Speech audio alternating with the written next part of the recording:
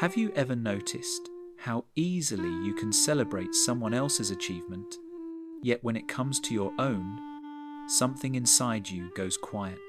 It's strange, almost haunting how you can clap the loudest for another person's victory, but when you reach a milestone, the celebration feels undeserved, almost embarrassing, as if acknowledging your success might expose a secret you've been trying to hide. You smile, you nod, you say thank you. But inside, the moment passes through you, like light through a window touching you, but never warming you.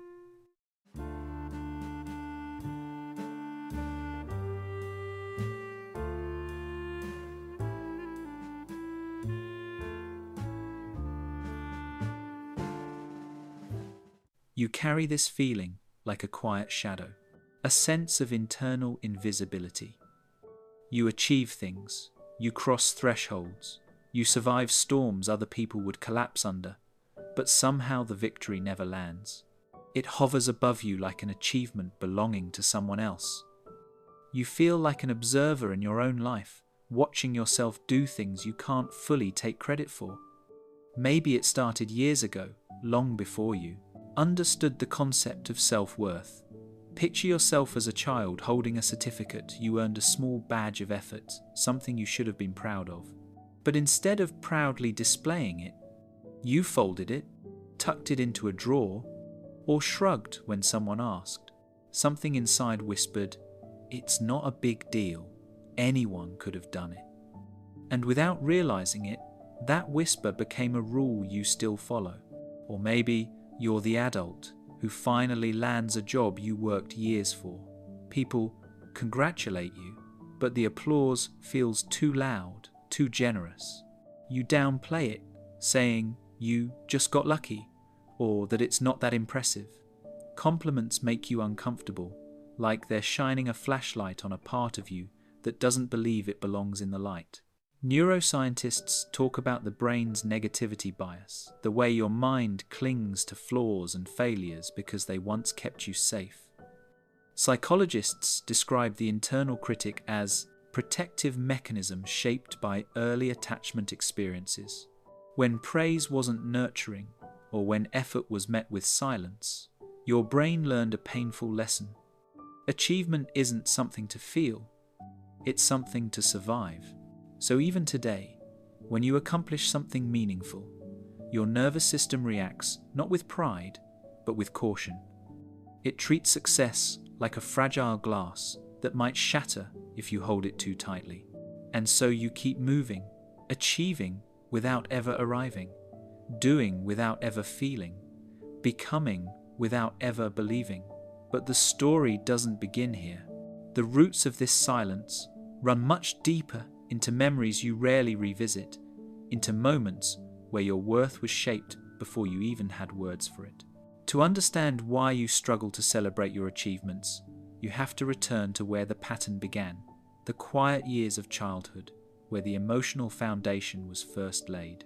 Have you ever wondered why some victories feel undeserved before you even understand what deserving means? For many people, that feeling doesn't begin in adulthood, it begins in the small, silent corners of childhood, long before you had words for the weight you now carry. You grow up believing you're simply humble or low maintenance. But beneath that quiet exterior is a childhood story shaped by the way you were seen, or, more painfully, the way you weren't. Imagine yourself as a child clutching a drawing you made lines uneven, colours spilling outside the shapes, but still filled with excitement because you created something. You walk towards someone who matters, a parent, a teacher, a caretaker. Instead of warmth, you receive a distracted nod, a delayed glance, or a cold suggestion on how it could have been better. Praise was rationed like expensive currency, given only when your performance brushed against perfection. If you were merely good, it didn't count. If you were a little flawed, it was met with criticism. And so you learned, quietly and painfully, that your achievements were conditions, not celebrations. Maybe you grew up in a house where emotional space was scarce, where adults carried storms on their shoulders and children learned to stay silent to avoid adding more weight. You learned to become the easy child, the one who didn't ask for applause, who didn't expect acknowledgement, who didn't dare to shine because shining made you visible and visibility made you vulnerable. Or maybe you were constantly compared, a sibling who was smarter, faster, more gifted, or simply more favoured. Every achievement you brought forward was always measured against someone else's. And slowly, almost invisibly, you absorbed the belief that whatever you did was normal, expected, nothing special.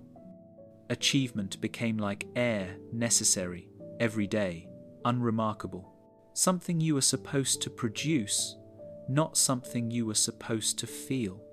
Psychologists call this conditional. Love, a form of early attachment where a child becomes valued for performance, not presence. Your brain adapted to this environment the way roots adapt to rocky soil. It grew in the only direction it could. Neuroscience shows that a child who receives inconsistent validation develops a nervous system wired for vigilance, not joy. So achievement didn't become a moment of pride for you. It became a test you hoped you wouldn't fail. You might think you simply prefer staying low-key, but that's the mask adulthood gave you. The truth is simpler, sadder, and more haunting. As a child, you learned that celebrating yourself was unsafe. You learned to stay quiet, to shrink, to dim your light so you wouldn't invite scrutiny or disappointment. And that lesson didn't disappear with age. It grew with you. It matured. It became the voice inside you today, the one that still whispers, "Don't make noise, don't shine, don't be proud." But childhood is only the beginning. What happens when those early rules follow you into adulthood, shaping the way you move, work, and hide behind your own success? Have you ever noticed how, as an adult, you've become incredibly good at achieving things, but almost allergic to being seen for them? It's as if somewhere along the road, you learn to wear a mask made of silence. A mask that allows you to function, to perform, to impress, while keeping your real self tucked safely behind a wall of minimization. You move through life capable, reliable, competent, yet something inside you flinches whenever someone tries to acknowledge it. You might not realize it, but the child who once hid their certificate has grown into an adult who hides entire accomplishments.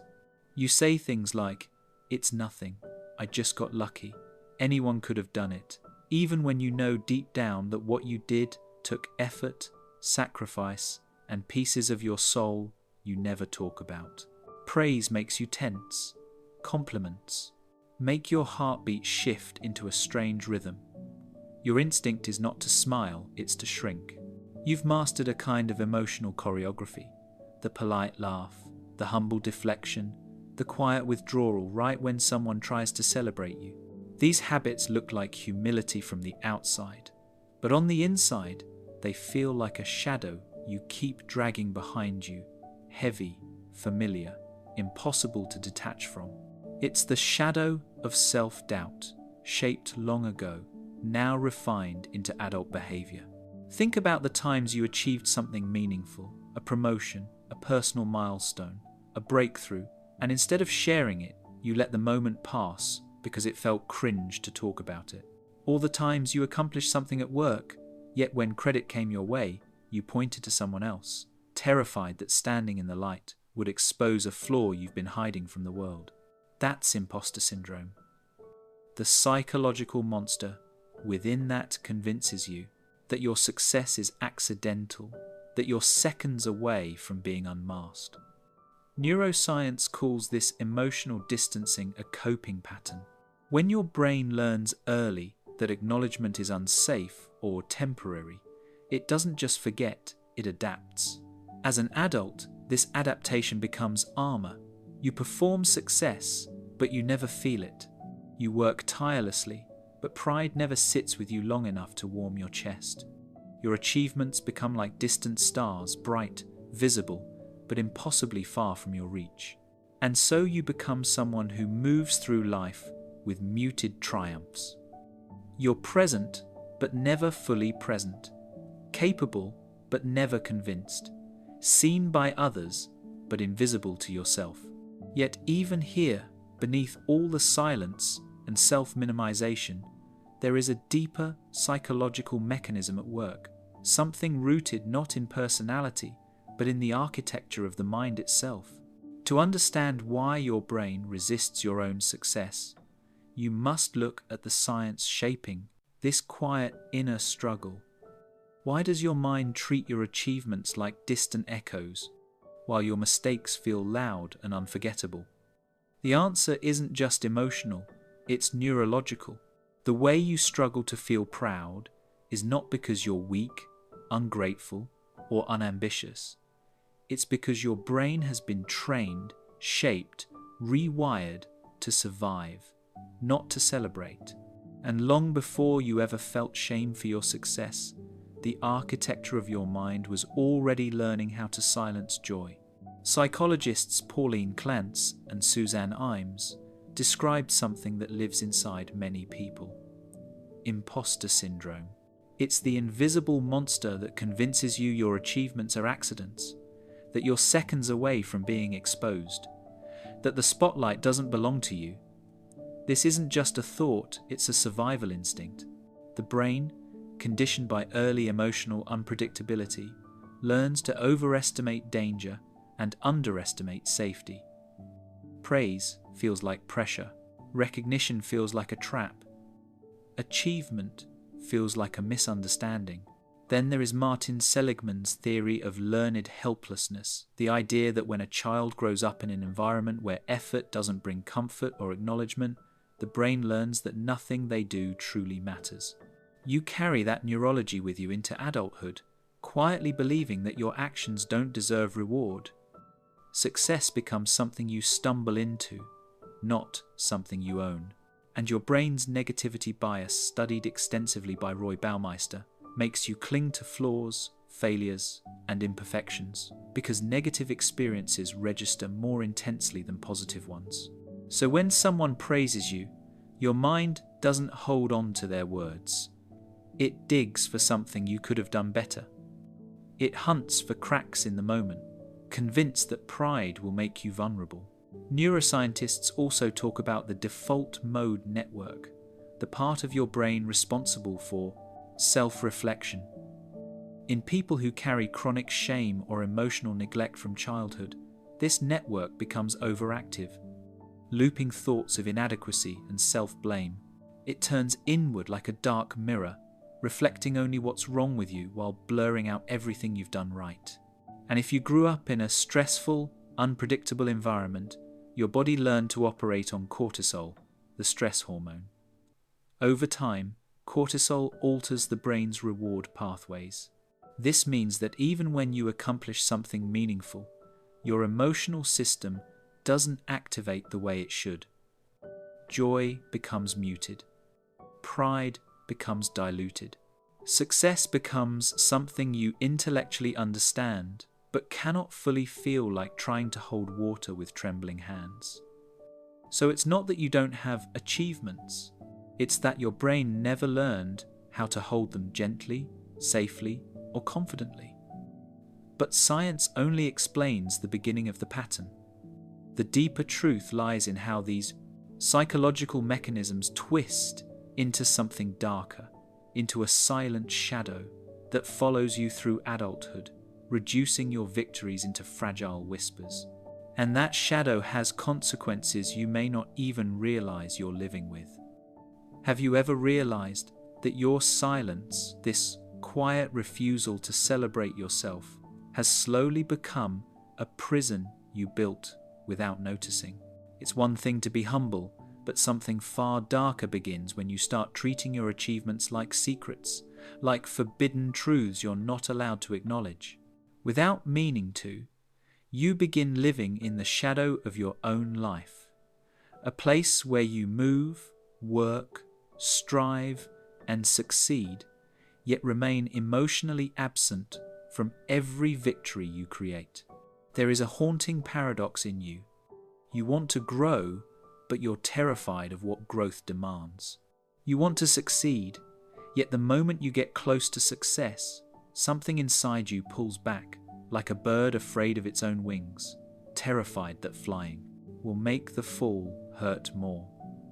You tell yourself you're low-key, humble, not that proud, but deep down you feel an uneasy guilt whenever something good happens.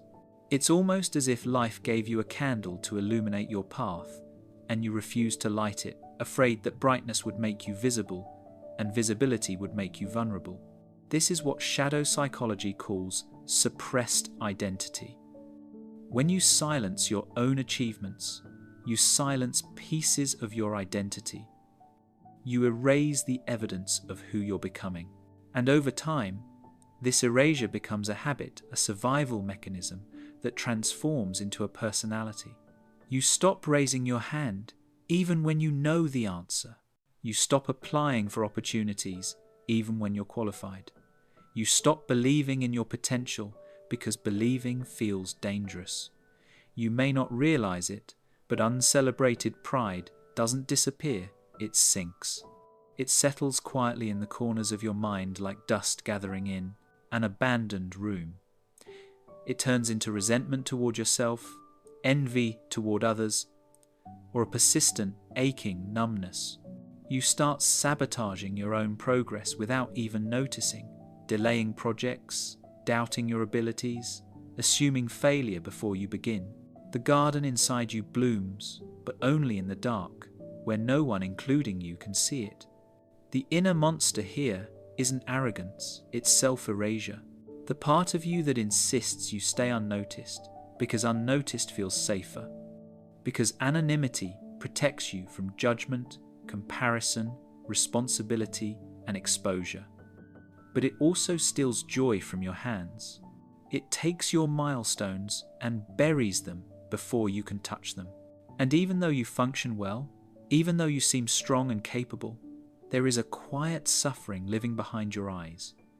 The pain of never allowing yourself to be fully alive in your own story. Yet this shadow didn't form in isolation. The world around you, the culture, the expectations, the unspoken rules reinforces this silence in ways you might not even see. And to understand why you stay small, you must confront the society that taught you shrinking was safer than shining. Have you ever noticed how the world praises success loudly, but expects you to carry your own quietly? It's a strange contradiction. Society glorifies achievement, yet shames the very act of acknowledging it. You're told to work hard, but also told that celebrating your work is somehow arrogant. This tension shapes you long before you realize it, teaching you that pride is dangerous, that joy must be contained, that recognition must be earned but never embraced. You grow up absorbing messages you were never consciously taught. In many families, humility is not guidance, it's law. You're told that good people don't brag, even when you weren't bragging, you were simply proud. You're told to stay grounded, even when your feet were never off the ground to begin with. Slowly, celebration becomes something other people are worthy of, but not you. In school, achievement is treated like a checklist, not a moment of personal meaning. You learn quickly that every win is followed by another expectation, another benchmark, another reminder that what you did is already old news. Teachers praise students collectively, so no one stands out too much, and yet quietly raise the bar for the ones who perform. You learn to hide your light so others don't feel threatened. You learn to shrink so the world doesn't accuse you of shining too brightly. In the workplace, the culture becomes even more complex.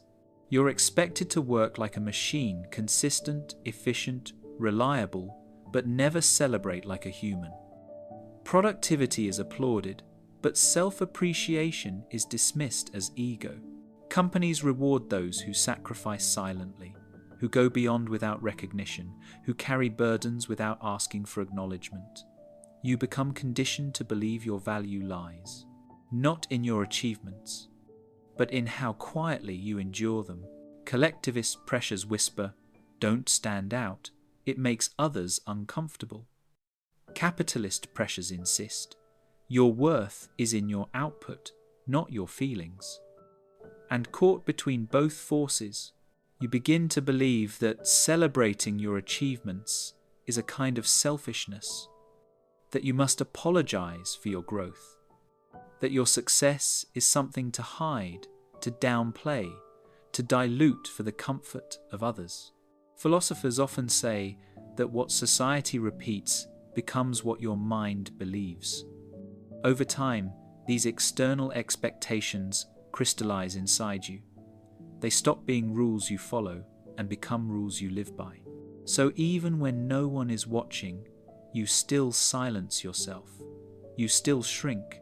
You still feel guilty for victories that should have nourished you. But the human spirit cannot mute itself forever. When you spend a lifetime minimizing your progress, the emotional cost eventually reveals itself not as anger or rebellion, but as a quiet, aching emptiness. And to understand this ache, you must now look closely at the emotional consequences of muted victories. Have you ever felt a strange emptiness after accomplishing something meaningful? An unsettling quiet that makes the moment feel hollow instead of triumphant. This is the emotional toll of a life where you never allow yourself to celebrate. When you silence your victories, something inside you slowly begins to wither, like a garden deprived of sunlight. You keep growing, yes, but without joy, without colour, without the warmth of recognition that every human spirit quietly longs for. At first, the consequences are subtle. You brush off compliments, telling yourself it's just humility. You minimize achievements, assuming it's no big deal. But over the years, these small moments accumulate, forming a psychological crust around your heart. You begin to experience emotional numbness, the inability to feel proud even when you logically know you should. It's as if your emotions are disconnected from your actions, floating somewhere behind you instead of within you. Chronic self-doubt becomes your constant companion. You do more, achieve more, work harder than ever, yet the voice in your mind insists it's not enough. Neuroscience describes this as a failure in emotional integration. The brain registers the achievement, but your emotional circuits stay frozen, as if waiting for permission that never comes. Burnout creeps in, not because you're incapable, but because you never let yourself rest in the comfort of, "I did well." You become a perpetual motion machine, always moving, never arriving. And beneath all that productivity lies a quiet resentment, not hatred toward others, but toward yourself, for never feeling what you've earned. Relationships begin to suffer too. When you can't receive appreciation, you push away affection. When you don't believe you're worthy, you misinterpret love as pity, admiration as misunderstanding. Imagine someone celebrating your birthday with genuine warmth, yet you feel like an imposter sitting in your own chair. Or think of the promotion you worked years for, only to feel a dull emptiness when the news finally comes. It's not because you're ungrateful, it's because the inner child who once needed applause never learned how to accept it, and that inner child is still there, quietly waiting, unseen, unheard, unfelt. Every time you dismiss your success, you reinforce the old wound, the belief that your efforts don't matter, that your existence isn't worth celebrating. It's a loneliness that doesn't look like loneliness from the outside. It's the loneliness of being emotionally absent from your own life. But even in this heaviness, there is a small flicker of hope, a gentle reminder that your emotional wiring can be rewritten, that your inner child can still be reached, and that pride, when embraced wisely, can become a path to healing rather than a source of guilt. And that path begins with learning how to reclaim your victories. Have you ever wondered what healing actually looks like? Not the dramatic kind you see in stories, but the quiet, almost invisible kind that begins inside you. Healing from a lifetime of minimizing your achievements doesn't arrive as some grand breakthrough. It begins with recognition, with small truths whispered to yourself in moments when no one is watching. It begins with finally noticing the voice inside you that keeps shrinking your victories and gently asking it, "Who taught you to speak this way?" The path forward is not about becoming loud or boastful. It's about learning to stop hiding from your own light. You start by naming the inner critic, the one that dismisses your progress as luck, coincidence, or not a big deal. Once you name it, something powerful happens. You create distance. You realize that voice is not your truth, it is your conditioning. From here, you begin practicing something almost unfamiliar: micro-celebrations. The smallest acknowledgements, a quiet smile after finishing something difficult, pausing to breathe in a moment of progress, letting your chest soften instead of tightening.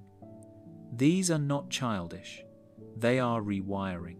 Neuroscience shows that emotional circuits strengthen through repetition. Every time you allow pride to take up even a few seconds in your body, you are teaching your nervous system that joy is safe, that achievement is not a threat. You begin to replace old rules with gentler ones. Instead of "don't shine," you try "it's okay to feel proud." Instead of "I don't deserve this," you whisper "I worked for this." This is how self-worth is rebuilt, not through affirmations shouted into a mirror, but through moments where you allow yourself to feel the truth of your own effort. You start journaling your victories, not to broadcast them, but to witness them. A written record becomes a mirror that finally reflects what your mind has been too afraid to see. Over time, these pages become evidence against the old narrative that told you nothing you do is enough. And slowly, you learn to share your achievements with safe people, the ones who celebrate you without envy, without discomfort, without making your growth feel like a mistake. Each time someone says, "I'm proud of you," and you let it land, even if only for a heartbeat, something inside you softens, something heals. Most importantly, you practice self-compassion. You forgive the earlier versions of yourself who didn't know how to celebrate.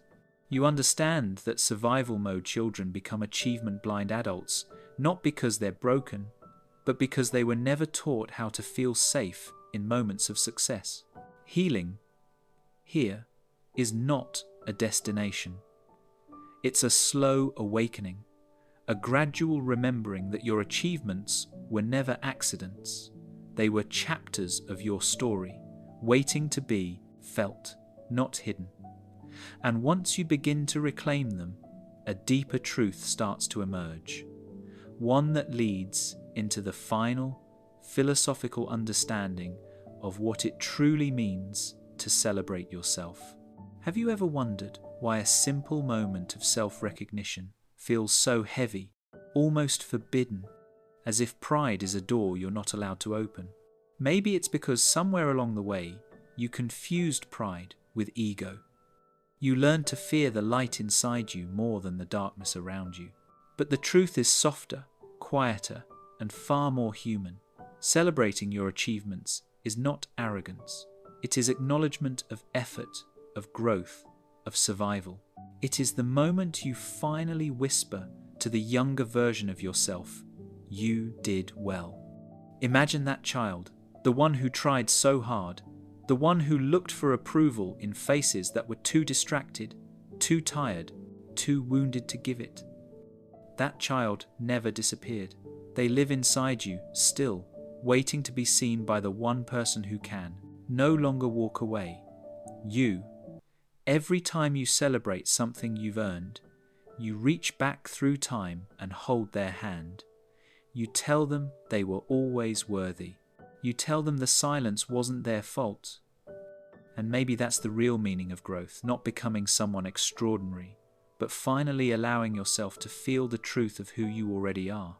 Pride becomes less about applause and more about presence. It becomes a moment where you stop running long enough to notice the ground beneath your feet. A moment where you breathe and realize that survival alone was a kind of achievement nobody ever taught you to honor. Philosophers say that life becomes clearer the moment you stop seeking validation from the world and start offering recognition to yourself. Neuroscience agrees. The brain's reward pathways strengthen when acknowledgement comes from within. You become emotionally fuller, more grounded, more alive. The shadow of self-erasure begins to loosen its grip. The monster that once convinced you to stay invisible begins to shrink. You start to understand something profound. You do not celebrate because you want attention. You celebrate because you finally see yourself. You celebrate because the road you walked was long and lonely, and no one else truly knows how much it cost you. You celebrate because the world tried to make you small, and you chose, slowly and quietly, to reclaim your shape. You celebrate because your existence is no longer something you shrink away from, it becomes something you inhabit fully. And perhaps the most poetic truth of all is this: pride is not the enemy of humility. Pride is the companion of healing. Pride is the moment you stop apologizing for being here. Pride is the soft, luminous recognition that your life is unfolding, that you are evolving, that every step you've taken deserves its place in your story. And as you learn to honor your own steps, the journey ahead begins to transform not into a race, but into a homecoming,